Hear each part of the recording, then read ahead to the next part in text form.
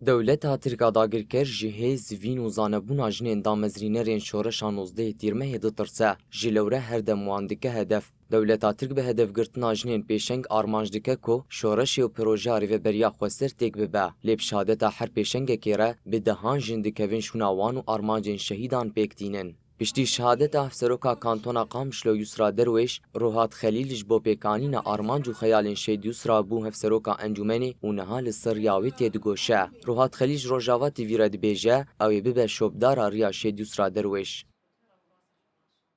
إيرو وك دوسة هوال يسرى ما وك أرك قرتي جو أز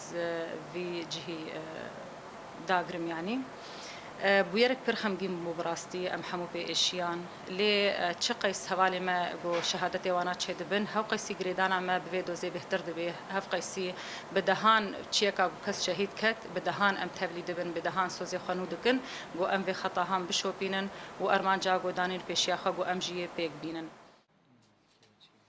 هەروەها Rohat Xelîl te kes kir ku êrişên dewleta Tirk tîcarî te koşîna wan a ji bo pêkanîna projeya netewa demokratîk asne gineke.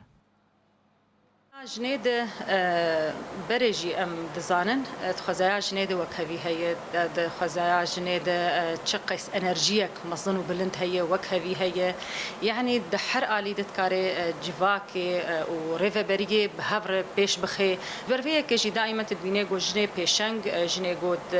اف فلسفه ونتوا ديمقراطي جو قرطيه فكر فلسفي سروكاتي جو قرطيه فانجنان يعني هدف دغري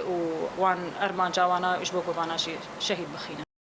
Roja bîstê Hezêrana îsal, balafereke dewleta Tirk li ser riya Qamişlo Tirpespiyê erebeyeke bombebaran kir û di encamê de Hevseroka Kantona Qamişlo Yusra Derwêş cî gira wê Leyman Şûwêş û endamê encûmenê Firat Tûma şehîd bûn. Herwiha hevserokên encûmenê Gabî Şemû ji wê bombebaranê rizgar bû û niha jî her du hevserok bi hev re ji bo pêkanîna armancên şehîdan kar dikin.